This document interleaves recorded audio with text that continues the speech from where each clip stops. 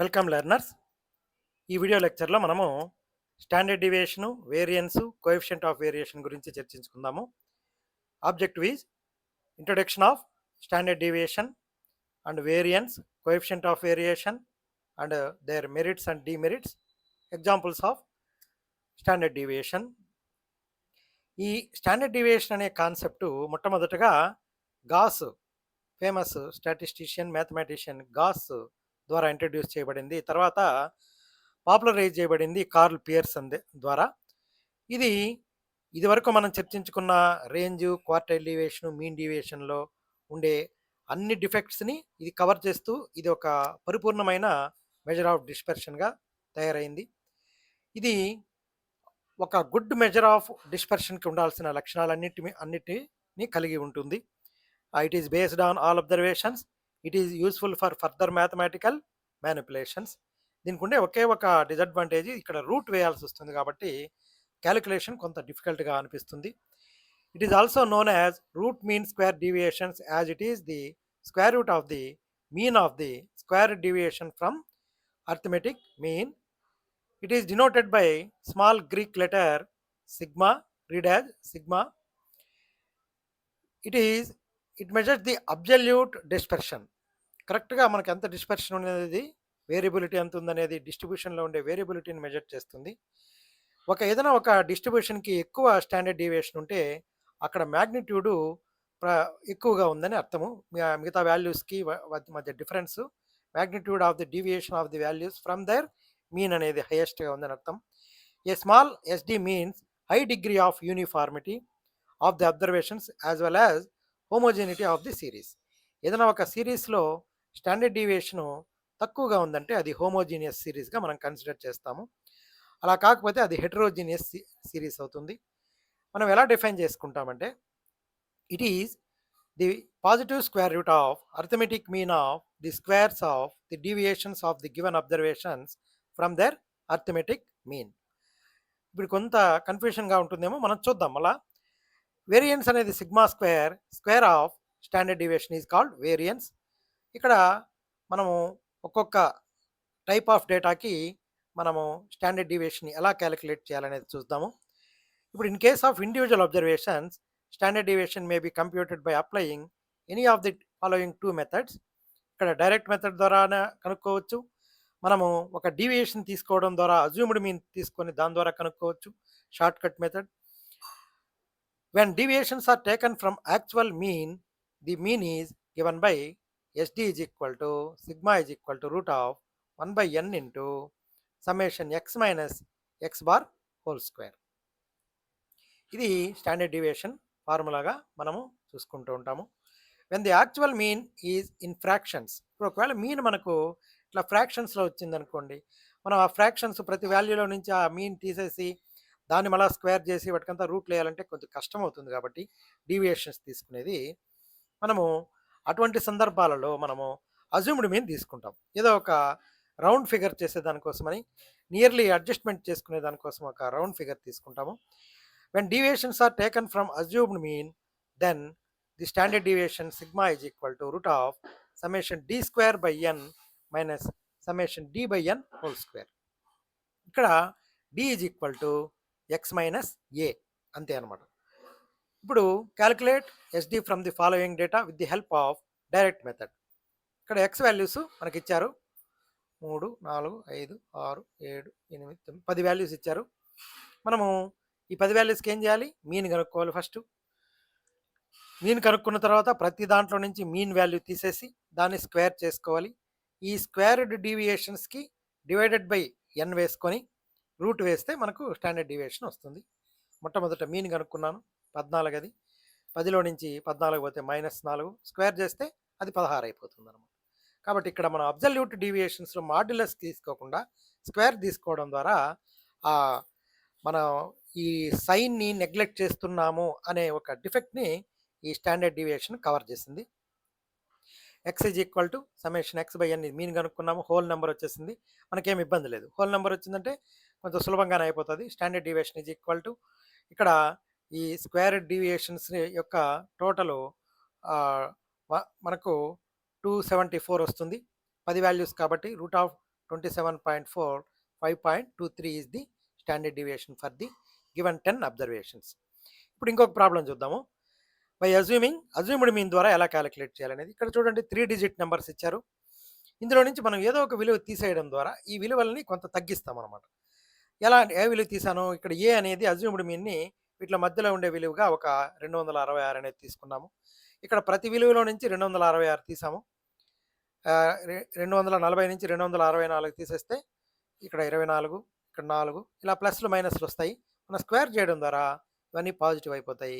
నేను మీకు చెప్పాను కదా! 25 వరకు స్క్వేర్‌లు మీరు గుర్తుపెట్టుకోవాలని. అలా గుర్తుపెట్టుకున్నారంటే వెంటనే ఇది చేసేయొచ్చు. ఇక్కడ summation d square is equal to 2689 వస్తుంది. Summation d is equal to 1. మనము ఇది ఫార్ములా వాడాలి.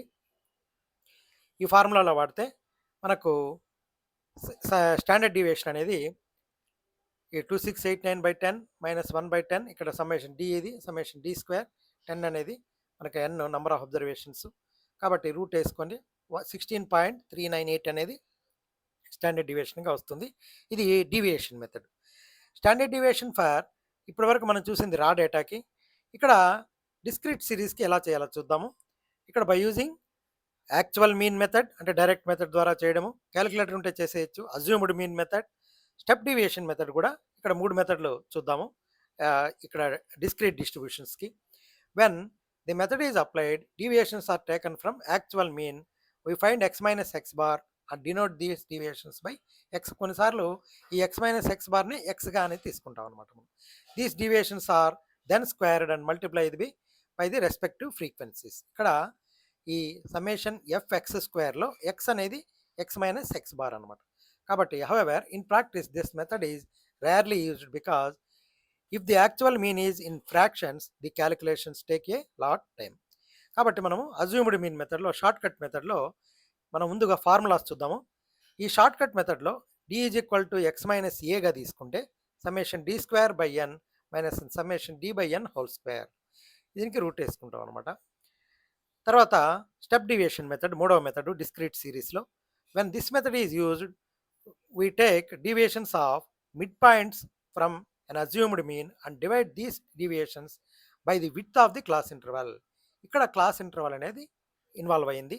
క్లాస్ ఇంటర్వల్ విలువ ఇన్వాల్వ్ అయినప్పుడు మనము ఈ ఫార్ములాకి ఇంటూ సి వేస్తాం.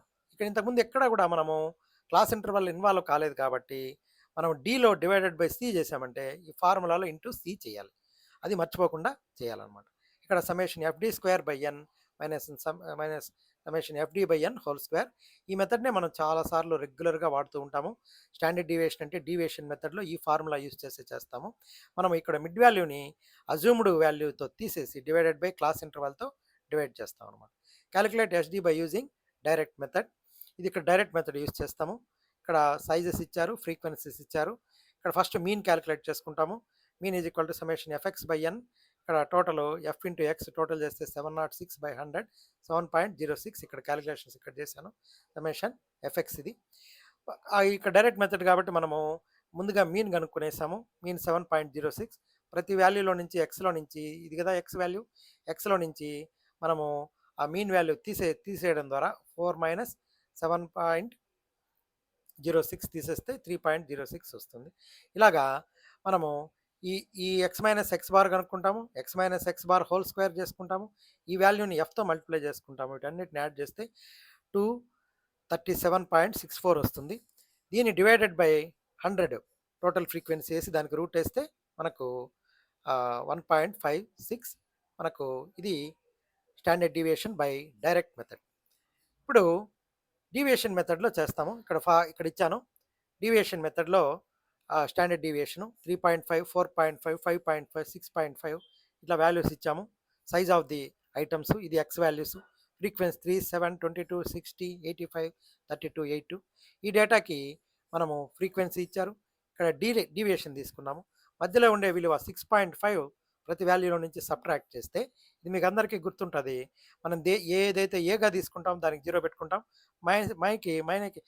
పైకి -1, -2, -3, +1, +2, +3 ఇక్కడ డేటాలో నెగెటివ్ వాల్యూస్ ఇన్వాల్వ్ అవుతాయి, కొంచెం జాగ్రత్తగా ఉండాలి. నెగెటివ్ వాల్యూస్ యాడ్ చేసుకోవాలి సపరేట్గా, పాజిటివ్ వాల్యూస్ సపరేట్గా యాడ్ చేసుకొని ఏది ఎక్కువగా ఉంటే దాంట్లో నుంచి తక్కువ వాల్యూ తీసేసి ఎక్కువగా ఉండే దాని గుర్తు పెడతాం అనమాట. ఇక్కడ పాజిటివ్ వాల్యూస్ ఎక్కువ ఉన్నాయి, నెగటివ్ వాల్యూస్ తీసేస్తే summation fd is equal to 128 fd square.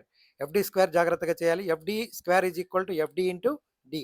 ఈ ఎఫ్డిని 9ని డితో మల్టిప్లై చేయాలి. 9 ఇంటూ 3 మైనస్ మైనస్ ప్లస్ అయిపోతుంది 27 అనమాట. ఇప్పుడు ఇది మనము ఫేమస్గా వాడే మెథడు. కాకపోతే ఇక్కడ నేను సితో మల్టిప్లై చేయలేదు కాబట్టి ఫార్ములాలో సిని మల్టిప్లై చేయలేదు. 1.149 అనమాట. Computation of standard deviation for discrete series. ఇక్కడ కొంచెం డేటా ఈ సేల్స్ అనేటివి 45 నుంచి 80 వరకు ఉన్నాయి కాబట్టి calculate standard deviation of the series. ఈ పెద్దగా ఉండేదాన్ని తగ్గించడానికి కోసము డివైడెడ్ బై మన క్లాస్ ఇంటర్వల్ ఎంత ఉంటే దాంతో డివైడ్ చేస్తాం అనమాట. ఇక్కడ సి వచ్చింది చూడండి. D is equal to x minus a assumed mean 60 అనుకుంటాము, దాన్ని నేరుగా 0 పెట్టుకుంటాము. ఈ క్లాస్ ఇంటర్వల్ ఎంత ఉందో అది సిగా తీసుకుంటాము. కాబట్టి ఈ ఫ్రీక్వెన్సీస్ మనం ఏ అనేది 60 తీసుకున్నాం కాబట్టి పైకి కిందకి ఇలా వస్తాయి. వీలైనంత వరకు పైన తీసుకున్నామంటే డేటాలో నెగిటివ్ వాల్యూస్ తక్కువ అవుతాయి. ఇక్కడ 8 ఉన్నాయి, మనం ఇక్కడ తీసుకున్నాం కాబట్టి పాజిటివ్ వాల్యూస్ 4 వచ్చాయి, నెగిటివ్ వాల్యూస్ 3 వచ్చాయి. Summation fd is equal to 36, summation FD square 240, ఎన్ 50 వచ్చింది. ఇప్పుడు మనం చేసిన క్యాలిక్యులేషన్స్ అంతా ఎన్ రౌండ్ ఫిగర్గానే వస్తుంది గమనించండి. ఇక్కడ sigma is equal to summation FD square by n minus summation FD by n whole square into c వేసుకుంటాము. ఇది 10.35. Computation of HD for continuous series. Continuous సిరీస్లో మనము short cut method, direct method రెండు చేసుకోవచ్చు. ఇక్కడ డి వాల్యూ తీసుకున్నాము. D value తీసుకున్నాం కాబట్టి ఇక్కడ మిడ్ వాల్యూస్ 5, 15, 25, 65 లాస్ట్ క్లాస్కి. కాబట్టి డికి మనము ఏ అనేది ఇక్కడ 35గా తీసుకున్నాము, అజ్యూమ్డ్ వాల్యూ, జీరోస్ వస్తాయి. కాబట్టి ఇందులో నుంచి మనకు సమ్మేషన్ ఎఫ్డి అనేది 118గా వచ్చింది. A x bar is equal to 40.9 mean అది. కాబట్టి మీన్ మనకి ఇక్కడ ఏం వాడం, మనము డైరెక్ట్గా ఫార్ములాలో వాడేసేయచ్చు.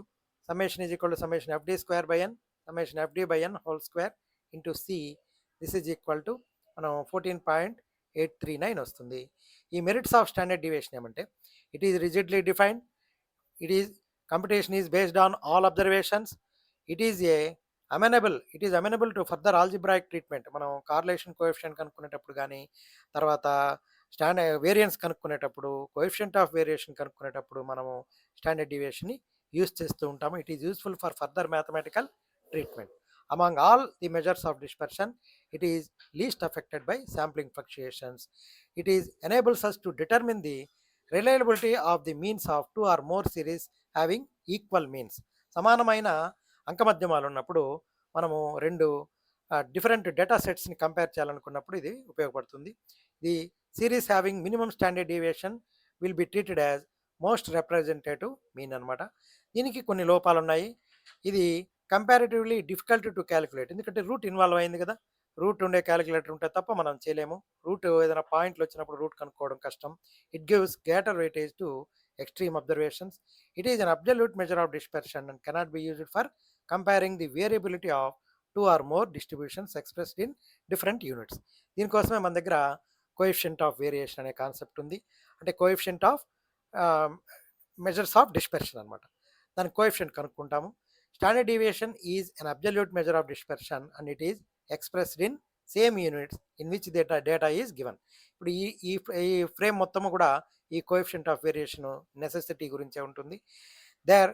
Therefore it is not much use for comparing the extent of dispersion for two or more series, especially if the data are in different units of measurement. In these instances, a relative measure of dispersion would be desirable. A relative measure is generally called as coefficient. It is not expressed in any units of measurement. మనకు ఈ relative measures అనేటివి units ఉండవు. The main objective is to help comparison. The relative measure of standard deviation, coefficient of standard deviation మనము coefficient of variation అంటాము. దాన్ని sigma by x bar into 100తో పర్సంటేజెస్లో express చేస్తూ ఉంటాము. ఇప్పుడు ఏఎస్ఓ 2025 క్వశ్చన్ పేపర్లో 69th క్వశ్చన్ చూద్దాము. మనకు ఈ క్వశ్చను మనకు కంప్లీట్గా మెజర్స్ ఆఫ్ డిస్పర్షను మీద కాంప్రహెన్సివ్గా వచ్చింది. ఇక్కడ మ్యాచ్ ది ఫాలోయింగ్ ఇచ్చారు. స్టాండర్డ్ డీవియేషను 4 కాలం 2లో 4 వాల్యూస్ ఇచ్చారు. కోఎఫిషియంట్ ఆఫ్ వేరియేషను, డిస్పెర్షను, రేంజ్ అనమాట. కాబట్టి మనకు స్టాండర్డ్ డీవియేషన్ దేన్ని మెజర్ చేస్తుంది? కోఎఫిషియంట్ ఆఫ్ వేరియేషన్ అంటే ఇందాక చూసాం కదా, మనకు ఈ స్టాండర్డ్ డీవియేషన్ అనేది అబ్జల్యూట్ మెజర్ ఆఫ్ డిస్పర్షన్. 1కి 3 ఉండాలి. చూడండి 4. 2కి కోఎఫిషియంట్ ఆఫ్ వేరియేషన్ దేన్ని చెక్ చేస్తుంది? వేరియబిలిటీ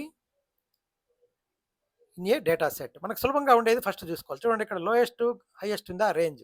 కాబట్టి 4కి 2ని ఫస్ట్ మ్యాచ్ చేసేయచ్చు. ఇక్కడ ఉంది చూడండి, 4కి 2 మనకు 3 చోట్ల ఉంది.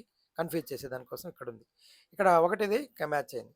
2 ఏమి కోఎఫిషియంట్ ఆఫ్ వేరియేషన్ అనేది ఇట్ చెక్స్ కన్సిస్టెన్సీ. కన్సిస్టెన్స్ అనే పదం వచ్చిందంటే, నిలకడ అనే పదం వచ్చిందంటే కోఎఫిషియంట్ ఆఫ్ వేరియేషన్కి మ్యాచ్ చేయండి. వేరియబిలిటీ అనేది వచ్చిందనుకోండి, అది దేనికి మ్యాచ్ చేస్తారు? డిస్పర్షన్కి మ్యాచ్ చేయండి. కాబట్టి ఇప్పుడు మనము ఆన్సర్స్ చూద్దాము. Standard deviation, absolute measure of dispersion 3, coefficient of variation checks consistency 4, dispersion variability in the data 1, range highest minus lowest 2. కాబట్టి కరెక్ట్ ఆప్షన్ మనకు correct answer option 4. Incorrect matching of ST, incorrect matching of multiple concepts, మిగతావన్నీ తప్పు. కాబట్టి option 4 all matches correct. ఇంకొక question కూడా ఇచ్చారు, direct question ఇది. ఇక్కడ 74th క్వశ్చన్ మనకు if n is equal to 10, mean is equal to 12 and standard deviation is equal to 3, find the coefficient of variation in percentage అని అడిగాడు కాబట్టి into 100 వేసుకోవాలి. మనకు కోఎఫిషియంట్ ఆఫ్ స్టాండర్డ్ డీవియేషన్ అంటే sigma by x bar into sigma by x bar వేస్తాం అంతే. అదే పర్సంటేజ్లోకి express చేసినప్పుడే కోఎఫిషియంట్ ఆఫ్ వేరియేషన్ అవుతుంది. కోఎఫిషియంట్ ఆఫ్ స్టాండర్డ్ డీవియేషన్ అంటే సిగ్మా బై ఎక్స్ బార్ అంతే. మిగతా వాటికి ఎట్లా చేసాము, ఇప్పుడు కోఎఫిషియంట్ ఆఫ్ మీన్ డీవియేషన్ అంటే మీన్ డీవియేషన్ డివైడెడ్ బై మనం దేంతో క్యాలిక్యులేట్ చేస్తాం అదే వేసుకుంటాం అనమాట. అలాగా కోఎఫిషియంట్ ఆఫ్ వేరియేషన్ అనేది ఎప్పుడు కూడా పర్సంటేజెస్లో ఎక్స్ప్రెస్ అవుతుంది. కాబట్టి దీనికి ఆన్సర్ ఏమి, మనకు ఫార్ములా తెలుసు కదా, sigma by x bar into 100. వాడు ఇచ్చాడు మీన్ ఎంత ఇచ్చాడు, మీను 12 ఇచ్చాడు. ఈ 10 అనేది మనకేం వాడాల్సిన అవసరం లేదు. ఇక్కడ 3 by sigma by x bar 3 by 12 into 100 is equal to 25. Option 1 is the correct application of formula. Mistake by taking only mean. ఇక్కడ మీన్ మాత్రం తీసుకున్నాడు, ఇక్కడ 4 అనేది తీసుకున్నాడు. ఎందుకంటే మనం ఇంకేదైనా మిస్టేక్ చేస్తామేమో, 12/3 వేస్తే 4 వస్తుందని. ఈ n అనేది ఏమన్నా పెట్టేస్తామని 10 ఇచ్చాడు. అలాగా రాంగ్ క్యాలిక్యులేషన్ ఇది. కాబట్టి ఈ memory trick for examinations, median అనేది minimum mean deviation, coefficient of variation అనేది కన్సిస్టెన్సీ చెక్ అనేది గుర్తుపెట్టుకోండి. Mean deviation is minimum about median అనేది గుర్తుపెట్టుకోండి. ఇట్ ఈజ్ కన్సిస్టెన్సీని కంపేర్ చేయడానికి కోఎఫిషియంట్ ఆఫ్ వేరియేషన్ యూస్ చేస్తారనేది గుర్తుపెట్టుకోండి. ఈ ఫార్ములాలన్నీ కూడా mean deviation formula from mean deviation from median, minimum about median, uses absolute values, standard డీవియేషన్కి మనం ఈ ఫార్ములాలన్నీ వాడతాము. జనరల్గా డైరెక్ట్ మెథడ్ ఇది deviation method. It is based on all observations affected by extreme values. ఇది ఒకటే డ్రాబ్యాక్, ఇక్కడ క్యాలిక్యులేషన్ కూడా కష్టంగా ఉంటుంది, రూట్ ఉంటుంది. కాబట్టి coefficient of variation sigma by x bar into 100 used for comparison. Lower CV is more consistent data, range అంటే highest minus lowest, median minimum MD, CV consistency, maximum minus minimum, squared deviations. Let us summarize our lecture. ఇక్కడ need for standard deviation, definition of standard deviation and variance, merits and demerits, ఇవన్నీ కూడా మనం discuss చేసుకున్నాం along with examples and ASO questions. Thank you. I wish you all the best.